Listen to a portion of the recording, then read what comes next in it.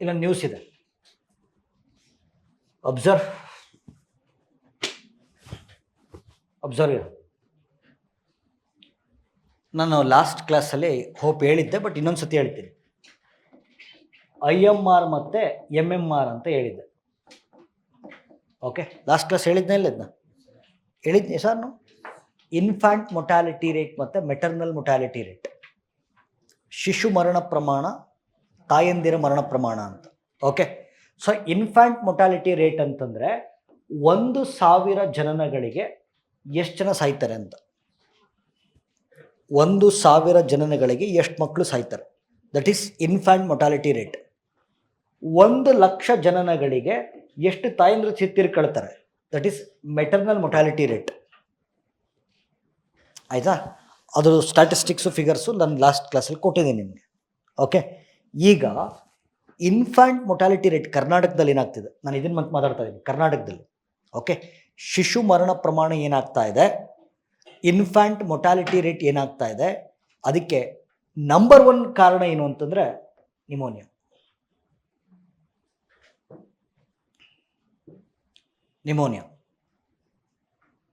ಆಯಿತಾ? ಸರಿ, ಈಗ ಇಟ್ಸ್ ಎ ಡಿಸೀಸ್. ಒಂದು ಕಾಯಿಲೆಯನ್ನು ಓದಬೇಕಾದ್ರೆ ಯಾವ ರೀತಿ ಓದಬೇಕು ಒಂದು ಸ್ಟ್ರಕ್ಚರ್ ಕೊಟ್ಟಿದ್ದೀನಿ. ಓಕೆ, ಸೊ ಕೊಟ್ಟಿಲ್ಲ ಅಂದರೆ ಹೊಸ ಬೈಚರ್ ಬರ್ಕೊಂಬಿಡಿ ಫಾಸ್ಟಾಗಿ. ಡಿಸೀಸಸ್ ಸ್ಟ್ರಕ್ಚರ್ ಫಾಸ್ಟಾಗಿ 20 ಸೆಕೆಂಡ್ಸಲ್ಲಿ ಮುಗಿಸ್ಬೇಕು. ಕಾಯಿಲೆಗಳು ಸ್ಟ್ರಕ್ಚರ್, ನೇಮ್ ಹೆಸರು ಕನ್ನಡದಲ್ಲೇ ಬರೀರಿ, ಇಂಗ್ಲೀಷಲ್ಲೇ ಬರೀ, ಕನ್ನಡದಲ್ಲೇ ಬರೀರಿ. ಹೆಸರು. ಎರಡನೇದು ಪ್ಯಾಥೋಜನ್, ರೋಗಕಾರಕ, ರೆಸ್ಪಾನ್ಸಿಬಲ್ ಪ್ಯಾಥೋಜನ್, ರೋಗಕಾರಕ. ಓಕೆ, ವೆಕ್ಟಾರ್, ಹರಡುವ ವಾಹಕ.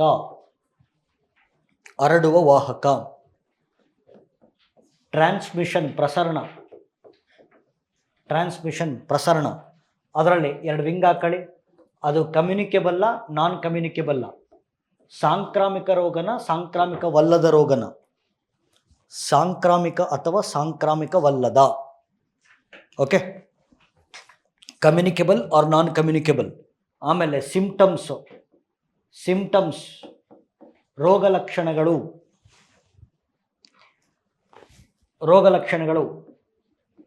ಟ್ರೀಟ್ಮೆಂಟ್, ಚಿಕಿತ್ಸೆ. ಪ್ರಿವೆಂಟಿವ್ ಮೆಷರ್ಸ್, ತಡೆಗಟ್ಟುವ ಕ್ರಮಗಳು. ಓಕೆ, ಸೊ ಈ ಸ್ಟ್ರಕ್ಚರಲ್ಲಿ ಹೋಗೋಣ ಇವಾಗ. ಸರಿ, ನಾನು ನಿಮೋನಿಯಾ ಯಾಕೆ ಮಾತಾಡ್ತಾ ಇದ್ದೀನಿ, ನಿಮೋನಿಯಾ ಯಾಕೆ ನ್ಯೂಸಲ್ಲಿದೆ, ಬಿಕಾಸ್ ಕರ್ನಾಟಕದಲ್ಲಿ ಇನ್ಫ್ಯಾಂಟ್ ಮೊಟಾಲಿಟಿ ರೇಟ್ಗೆ ಮುಖ್ಯ ಕಾರಣ ಯಾವುದು, ನಿಮೋನಿಯಾ. ರೈಟ್? ಓಕೆ, ಈಗ ಹೆಸರು ನಿಮೋನಿಯಾನಾ? ಓಕೆ, ನೋಡಿ ಪ್ಯಾಥೋಜನ್ಸು, ಇದೊಂಥರ ವಿಚಿತ್ರ ರೋಗ ನಿಮೋನಿಯಾ. ಯಾಕೆಂದರೆ ಇದು ಬ್ಯಾಕ್ಟೀರಿಯಾದಿಂದನೂ ಉಂಟಾಗುತ್ತೆ, ವೈರಸ್ಸಿಂದನೂ ಉಂಟಾಗುತ್ತೆ, ಫಂಗೈಯಿಂದನೂ ಉಂಟಾಗುತ್ತೆ. Even bacteria, virus and fungus 3 ಕೂಡ ನಿಮೋನಿಯಾವನ್ನು ಉಂಟು ಮಾಡಬಹುದು. ಹಾಗಾದರೆ ನೋಡಿ, ಬ್ಯಾಕ್ಟೀರಿಯಾ ಯಾವುದು, ಸ್ಟ್ರೆಪ್ಟೋಕಾಕಸ್ ನಿಮೋನಿ. ಪ್ಲೀಸ್ ಕೇಳಿಸ್ಕೊಳ್ಳಿ, name of the bacteria is important. Streptococcus pneumoniae, Haemophilus influenzae type B, ಇವೆರಡು ಬ್ಯಾಕ್ಟೀರಿಯಾ ಹೆಸರು. ಏನೋ ಮಾಡೋಕ್ಕಲ್ಲ, ಹೆಸರು ನೆನ್ಪಿಟ್ಕೋಬೇಕು. ಓಕೆ, ಇವೆರಡು bacteria, Streptococcus pneumoniae, Haemophilus influenzae type B. Virus ಅಂತ ಬಂದಾಗ ನಿಮಗೆ ನೋಡಿ, ಕರೋನಾ ವೈರಸ್ಸಿಂದನೂ ನಿಮೋನಿಯಾ ಆಗುತ್ತೆ. ಕರೋನಾ ವೈರಸ್ ಇನ್ಫೆಕ್ಷನ್ ಆದಾಗ ಇದು ಲಂಗ್ಸ್ ಇನ್ಫೆಕ್ಷನ್ ಆಗುತ್ತೆ, ಇಲ್ಲ ನಿಮೋನಿಯಾ ಅದು. ಓಕೆ, ಸೊ ಇನ್ಫ್ಲೂಯೆನ್ಸಾ ವೈರಸ್ಸಿಂದ, ಕರೋನಾ ವೈರಸ್ಸಿಂದ ನಿಮೋನಿಯಾ ಆಗುತ್ತೆ. ಓಕೆ, ಫಂಗಸ್ ಅಂತ ಬಂದಾಗ, ಶಿಲೀಂಧ್ರಗಳು ಅಂತ ಬಂದಾಗ, ಸೊ ನ್ಯೂಮೋಸಿಸ್ಟಿಸ್ ಸಮಥಿಂಗ್ ಏನೋ ಅದು, ಏನು ಝೀರೋ ವಿ ಸಿ ಅದೇ. ಓಕೆ, ಇದು ಫಂಗಸ್ಸಿಂದಾಗ. ಸೊ ಅಂದರೆ pneumonia can be caused by bacteria, virus. ನೆನ್ನೆ ನಿಮಗೆ ಐ ಥಿಂಕ್ ಎನ್ವಿರಾನ್ಮೆಂಟಲ್ಲಿ ಪ್ಯಾಥೋಜನ್ ಅಂದರೆ ಏನು ಅಂತ ಹೇಳಿದ್ದೇ ಇಲ್ಲ. ವೈರಸ್ಸು, ಬ್ಯಾಕ್ಟೀರಿಯಾ, ಫಂಗಸ್ಸು 3 ಕೂಡ ಆಗುತ್ತೆ. ಆಯಿತಾ? ಸರಿ, ಅಲ್ಲಿಗೆ ಎಸ್ ನೋಡಿ, ನೇಮ್ ಗೊತ್ತಾಯಿತು, ಪ್ಯಾಥೋಜನ್ ಗೊತ್ತಾಯಿತು, ರೋಗಕಾರಕ ಯಾವುದು ಅಂತ ಗೊತ್ತಾಯಿತು. ವೆಕ್ಟಾರ್ ನೋಡಿ, it is A airborne disease. Okay, ಇದು ಗಾಳಿಯ ಮುಖಾಂತರ ಹರಡುತ್ತೆ. ಗಾಳಿಯ ಮುಖಾಂತರ ಹರಡುತ್ತೆ. Please listen. ಗಾಳಿಯ ಮುಖಾಂತರ ಹರಡೋದ್ರಿಂದ ಇದನ್ನು ನಾವು ಕಮ್ಯುನಿಕೇಬಲ್ ಡಿಸೀಸ್ ಅಂತ ಕರೀತೀವಿ. ಗಾಳಿಯ ಮುಖಾಂತರ ಹರಡೋದ್ರಿಂದ ಇದನ್ನು ಕಮ್ಯುನಿಕೇಬಲ್ ಡಿಸೀಸ್ ಅಂತ ಕರೀತೀವಿ. ಕ್ಲಿಯರಾ? ನೋಡಿ, ಗಾಳಿಯ ಮುಖಾಂತರ ಒಂದು, ಈಗ ಯಾರೋ ಸೀನಿದ್ರು ಅಂತ ಇಟ್ಕೊಳ್ಳೋಣ, ಸೀನಿದ್ರು ಅಥವಾ ಕೆಮ್ಮಿದ್ರು, ಈ ಸರ್ಫೇಸ್ ಮೇಲೆ ಡ್ರಾಪ್ಲೆಟ್ಸ್ ಬಿದ್ದಿರುತ್ತೆ, ಆ ಡ್ರಾಪ್ಲೆಟ್ಸ್ ಇನ್ನೊಬ್ಬರು ಸಂಪರ್ಕಕ್ಕೆ ಬಂದರೆ, ಅರ್ಥ ಆಗ್ತಿದೆಯಾ? ಸರ್ಫೇಸ್ ಕಾಂಟ್ಯಾಕ್ಟ್ ಅಂತ ಹೇಳ್ತೀವಿ. ಒಂದು ಗಾಳಿಯ ಮುಖಾಂತರ, ಇನ್ನೊಂದು ಸರ್ಫೇಸ್ ಕಾಂಟ್ಯಾಕ್ಟು, ಮೂರನೇದು ಗರ್ಭಧಾರಣೆಯ ಸಂದರ್ಭದಲ್ಲಿ ತಾಯಿಯಿಂದ ಮಗುವಿಗೆ. ಇದು ಟ್ರಾನ್ಸ್ಮಿಷನ್. ಗಾಳಿಯ ಮೂಲಕ, ಸರ್ಫೇಸ್ ಕಾಂಟ್ಯಾಕ್ಟ್ನ ಮೂಲಕ, ಸೀನಿದ್ರೆ ಕೆಮ್ಮಿದ್ರೆ ಆ ಡ್ರಾಪ್ಲೆಟ್ಸ್ ಕೂತ್ಕೊಂಡು ನೀವು ಅದು ಸಂಪರ್ಕಕ್ಕೆ ಬಂದರೆ, ಅಥವಾ ಗರ್ಭಧಾರಣೆಯ ಸಂದರ್ಭದಲ್ಲಿ ತಾಯಿಯಿಂದ ಮಗುವಿಗೆ. ಆಯಿತಾ? ಸರಿ. ಕಮ್ಯುನಿಕೇಬಲ್ ಡಿಸೀಸ್ ಸಿಂಪ್ಟಮ್ಸ್ ಏನಾಗುತ್ತೆ? ಸಿಂಪ್ಟಮ್ಸ್ ಏನಾಗುತ್ತೆ ಗೊತ್ತಾ? ನೋಡಿ, ಶ್ವಾಸಕೋಶಗಳು ಊದ್ಕೊಂಡಿದ್ದಾವೆ, ಇದು ಹೆಲ್ತಿ ಲಂಗ್ಸ್ ಇದಾವೆ, ಊದ್ಕೊಂಡಿರೋದು ಗೊತ್ತಾಗುತ್ತೆ. ಆಮೇಲೆ ಇದ್ರ ಒಳಗಡೆ ಹಿಂಗೆ ಝೂಮ್ ಮಾಡಿದ್ರೆ, ಓಕೆ, ಝೂಮ್ ಮಾಡಿದ್ರೆ ನಿಮಗೆ ಈ ಥರ ಸ್ಟ್ರಕ್ಚರ್ಸ್ ಇರುತ್ತೆ, ಏರ್ ಸ್ಯಾಕ್ಸ್ ಅಂತ ಕರೀತಾರೆ. ಆಯಿತಾ? ನೀವೇನಾದ್ರು ಕಲುಷಿತ ಗಾಳಿ ಉಸಿರಾಡಿದ್ರೆ ಪ್ಯೂರಿಫೈ ಮಾಡೋದಿದೆ. ಆಯಿತಾ? ಈ ಏರ್ ಸ್ಯಾಕ್ಸ್ ಒಳಗಡೆ ಕೀವು ತುಂಬ್ಕೊಂಬಿಡುತ್ತೆ, ಪಸ್. ಅಂದರೆ ಲಂಗ್ಸ್ ಫುಲ್ಲು ಕೀವು ಮತ್ತು ಕಫ ತುಂಬ್ಕೊಂಡಾಗ ಉಸಿರಾಡೋಕ್ಕಾಗಲ್ಲ, ಆಕ್ಸಿಜನ್ ಒಳಗೆ ಹೋಗಲ್ಲ. ಇದು ಸಿಂಪ್ಟಮ್. Okay, pneumonia. ಸರಿ, ಸಿಂಪ್ಟಮ್ಸ್ ಆಯಿತು.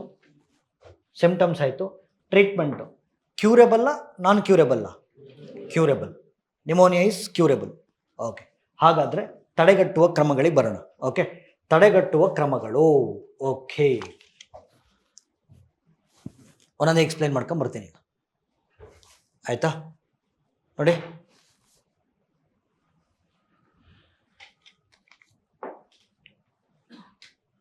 ಗರ್ಭಿಣಿ ತಾಯಂದಿರು ಮತ್ತು 5 ವರ್ಷಕ್ಕಿಂತ ಕೆಳಗಿರುವ ಮಕ್ಕಳು, ಗರ್ಭಿಣಿ ತಾಯಂದಿರು ಮತ್ತು 5 ವರ್ಷಕ್ಕಿಂತ ಕೆಳಗಿರುವಂಥ ಮಕ್ಕಳಲ್ಲಿ ಇಮ್ಯುನಿಟಿ ಬೂಸ್ಟ್ ಮಾಡೋದಕ್ಕೋಸ್ಕರ ಉಚಿತವಾಗಿ ಲಸಿಕೆಗಳನ್ನು ಕೊಡುವಂಥ ಕಾರ್ಯಕ್ರಮ ಮಿಷನ್ ಇಂದ್ರಧನುಷ್. ಕೆಲಸಗಳಲ್ಲಿ ಮಿಷನ್ ಇಂದ್ರಧನುಷಲ್ಲಿ ಉದ್ದೇಶಿತ ಫಲಾನುಭವಿ ಯಾರು? ಭಾಳ ಇಂಪಾರ್ಟೆಂಟ್ ಆಗ್ತದೆ. ಗರ್ಭಿಣಿ ತಾಯಂದಿರು ಮತ್ತು 5 ವರ್ಷಕ್ಕಿಂತ ಕೆಳಗಿರುವಂಥ ಮಕ್ಕಳಲ್ಲಿ ಇಮ್ಯುನಿಟಿಯನ್ನು ಬೂಸ್ಟ್ ಮಾಡಲಿಕ್ಕೋಸ್ಕರ ಉಚಿತವಾಗಿ ಲಸಿಕೆಗಳನ್ನು ವಿತರಿಸುವಂಥ ಕಾರ್ಯಕ್ರಮ mission Indradhanush. Okay, mission Indradhanush by ministry of health and family welfare. ಇದ್ರ ಕೆಳಗಡೆ ಪ್ರೆಸೆಂಟು 12 ವ್ಯಾಕ್ಸಿನ್ಸ್ ಕೊಡ್ತಾ ಇದ್ದಾರೆ. ನಾವು ಚಿಕ್ಕವರಿದ್ದಾಗ 2 ವ್ಯಾಕ್ಸಿನ್ನು, ಒಂದು ಪೋಲಿಯೋ, ಒಂದು BCG ಒಂದು ಕೊಡೋದು. ಈಗ 12 ವ್ಯಾಕ್ಸಿನ್ ಕೊಡ್ತಾ ಇದ್ದಾರೆ. ಓಕೆ, ಅದರಲ್ಲಿ ನಿಮೋನಿಯಾ ಕಾಯಿಲೆಗೂ ಕೂಡ ಒಂದು, ನಿಮೋನಿಯಾ ಇಸ್ ಆಲ್ಸೋ ಒಂದು ಫ್ರೀ ವ್ಯಾಕ್ಸಿನ್ ಕೊಡ್ತಾರೆ. ಓಕೆ, ಒಂದು ಮಿಷನ್ ಇಂದ್ರಧನುಷ್ ಆಯಿತಾ. ಆಮೇಲೆ ನೋಡಿಲ್ಲಿ ಓಕೆ, ಎರಡನೇದು ಸಾನ್ಸ್ ಕ್ಯಾಂಪೈನ್ ಅಂತ ಕರೀತಾರೆ. ಸಾನ್ಸ್ ಅಂದರೆ social awareness and action to neutralise pneumonia. Then pneumonia ಮತ್ತು ಡಯೇರಿಯಾ ಅಂದರೆ ಅತಿಸಾರ. ಓಕೆ, ನಿಮೋನಿಯಾ ಮತ್ತು ಡಯೇರಿಯಾವನ್ನು ಕಂಟ್ರೋಲ್ ಮಾಡೋಕ್ಕೋಸ್ಕರ integrated action plan for prevention and control of pneumonia and diarrhoea programme. ಒಂದು PCV ವ್ಯಾಕ್ಸಿನ್ ಅಂದರೆ ದಿಸ್ ಇಸ್ ಮಿಷನ್ ಇಂದ್ರಧನುಷ್. ಒಂದು ಮಿಷನ್ ಇಂದ್ರಧನುಷ್, ಎರಡನೇದು ಸಾನ್ಸ್ ಕ್ಯಾಂಪೈನು, ಮೂರನೇದು integrated action plan for prevention and control of pneumonia and diarrhoea. ಆಯಿತಾ? ಇದು ರಾಷ್ಟ್ರೀಯ ಪ್ರಯತ್ನಗಳು. ಜಾಗತಿಕ ಪ್ರಯತ್ನಗಳು ಅಂತ ಬಂದಾಗ ವಿಶ್ವ ಆರೋಗ್ಯ ಸಂಸ್ಥೆ ಒಂದು ಕಾರ್ಯಕ್ರಮ ಶುರು ಮಾಡಿದೆ, global action plan for the prevention and control of pneumonia and diarrhoea ಅಂತ ಇವ್ರದ್ದೊಂದು ಕಾರ್ಯಕ್ರಮ ಇದೆ. ಮತ್ತು ನಿಮೋನಿಯಾ ರೋಗದ ಕುರಿತಂತೆ ಜನಜಾಗೃತಿಯನ್ನು ಮೂಡಿಸ್ಲಿಕ್ಕೋಸ್ಕರ ಪ್ರತಿ ವರ್ಷ ನವೆಂಬರ್ 12ನೇ ತಾರೀಕನ್ನು ವಿಶ್ವ ನಿಮೋನಿಯಾ ದಿನ ಸೆಲೆಬ್ರೇಟ್ ಮಾಡ್ತೀವಿ.